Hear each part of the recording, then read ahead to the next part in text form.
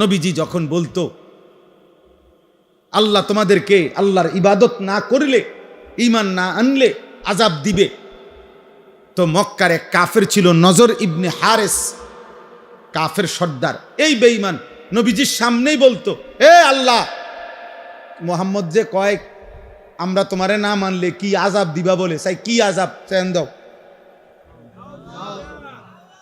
খোদার কসম তাফসীরে আছে। এই বেঈমান এটা বলতো, নবীজিকে বিদ্রুপ করতো। এই এখন দেখ কি আযাব চাই, আপনার কাছে কিতা আযাব আছে, এইভাবে বলতো। আল্লাহ তাআলা বলে, বন্ধু এই বেঈমান আপনার সামনে আমি আল্লাহর আযাব চাচ্ছে, আপনি তারে বলেন লিল কাফিরিনা লাইসা লাহু দাফি', নিশ্চিত আযাব আসবেই আসবে। সেই আযাব যখন আসবে, শুরু হবে, তো গোটা কায়নাত মিলেও আর এটা প্রতিহত করতে পারবে না।